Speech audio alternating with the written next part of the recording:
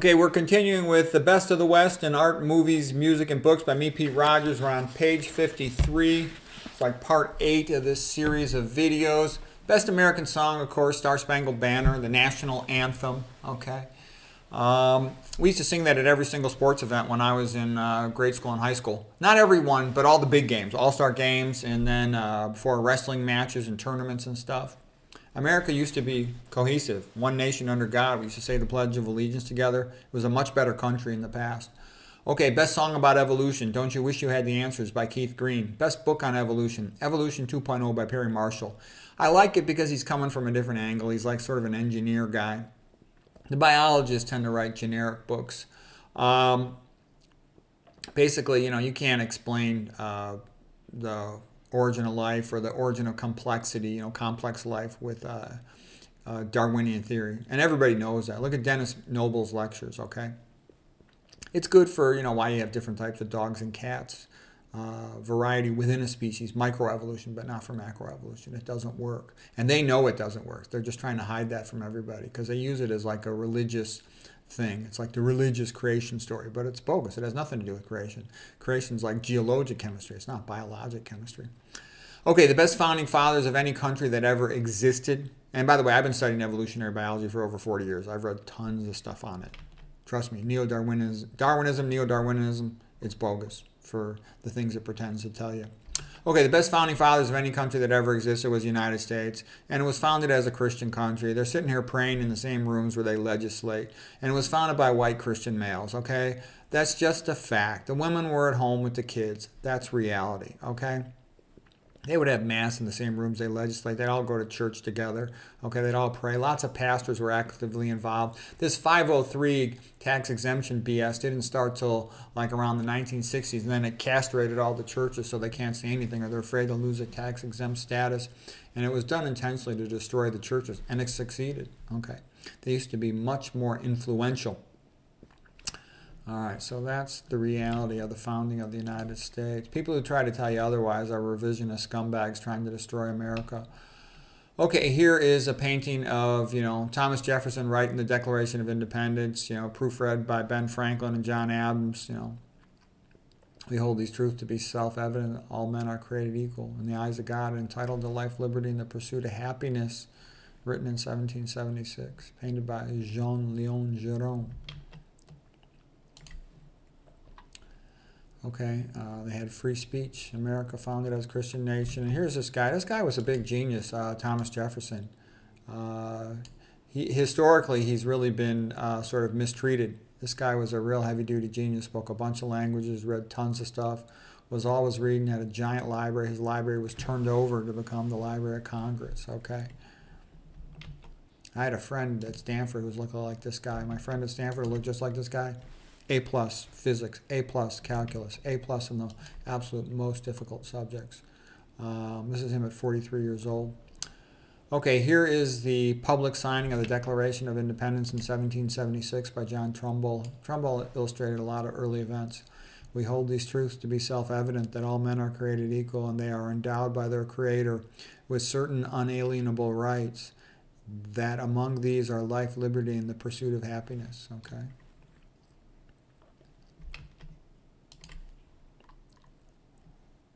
And these are some other quotes by Thomas Jefferson. Cultivators of the earth are the most valuable citizens. The farmers. That's right. We should have kept small family farms. The whole country would be much better off. Merchants are the least virtuous citizens. That is true. They don't have loyalty to the country like the farmers do. They possess the least of amor patriae. Okay, a republic is the only form of government which is not eternally at open or secret war with the rights of mankind. Yes, we had a republic. That's why I hate when people say democracy. We're not supposed to be a democracy. We're supposed to be a republic. There's a difference. The republic was the sort of like the golden age of Rome for government, okay? And that's what we were founded on, based on the Roman Republic, okay? Since a being cannot come from non-being, logically man was created by something greater than man. The God who gave us life gave us liberty at the same time. The God of creation gave us liberty when he gave us life. Our liberty depends on freedom of the press. Yes, not censorship, labeling anything that the big money honchos think call it disinformation. No, it's because they call it disinformation just because it's not their narrative. Okay, where the press is free, all is safe. The only security for all is a free press. Yeah, that's why you shouldn't have censorship, you shouldn't have shadow banning. Unfortunately, these things are allowed to continue, and they decrease the freedom of the population. It's intentional that they do that. They want to decrease the freedom of the population. Okay.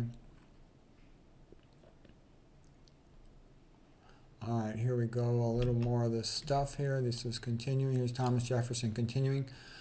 The nation that expects to be ignorant and free expects what never was and never can be. That's why they did all this revisionist teaching in the public schools, to make everybody stupid so they don't know the history of their own country. That's how you push the people into slavery, is you trick them about their own history. Then they don't know who they are, and they don't know where they came from. You came from a free country that was magnificent, and you traded it in for drag queen story hour, for modern art, phony art museums, phony schools. Everything's becoming fake. Okay, here's a great painting. One of our other great founding fathers, G.W., standing in the rowboat crossing the Delaware, painted by Emmanuel Lutz in 1851. Okay, let's see if I got anything else on this theme while we're at it.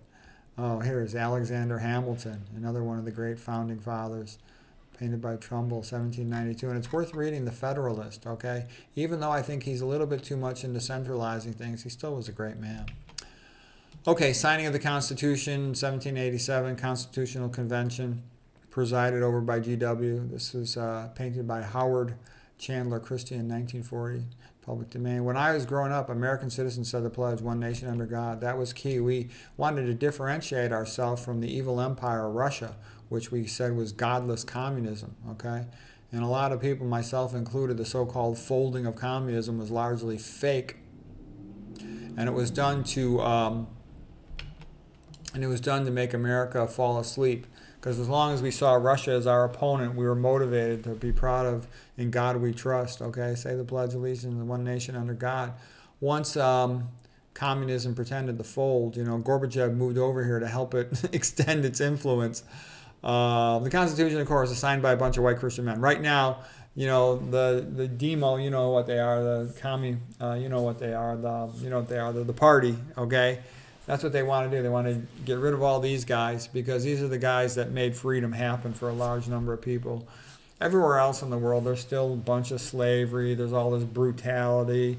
This was an experiment in freedom, the United States of America, and it's currently being all destroyed, pushed into all this censorship, surveillance, loss of freedom, loss of free speech, loss of privacy, all this BS. And we're letting it happen just because most people are stupid, low IQ, conformist, illiterate mopes, and they're letting this happen. It's a disgrace.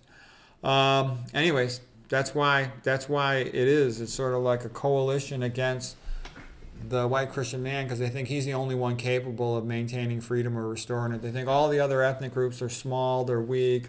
You can either trick them, or you could buy them off, or you could bully them into it. They think women, you can distract them and trick them. So they try to turn them all against the white Christian male, because if they can get this coalition of the fringes to destroy him, they know that no one else can do anything. That no one else will be able to put up a significant resistance to it, and it will become standard. Slavery is coming back on a big scale to all the West. It's obvious. This is the same thing as like what happened in the Soviet Union after 1918. And I'll tell you, it's obvious. They're going to burn all the churches. They're going to force slavery on everybody. So I hope it doesn't happen. But right now it's going in that direction pretty strongly. So I hope USA turns around, saves itself. I'll do one last thing here. The last speech of Patrick Henry, he said, there's Patrick Henry. He's a brilliant man. Before the Virginia House of Burgesses in 1775, he said, I know of no way of judging the future but by the past. It is natural for men to indulge in illusions of hope. We are apt to shut our eyes against the painful truth and to listen to the song of that siren till she transforms us into beasts. Are we disposed to be of that number who, having eyes, see not, having ears, hear not? For my part, whatever anguish of spirit it may cost, I am willing to know the whole truth, to know the worst and to provide for it. Is life so dear or peace so sweet as to be purchased at the price of chains and slavery? Forbid it, Almighty God. I know not what course others may take, but as for me, give me liberty or give me death. Patrick Henry, 1775.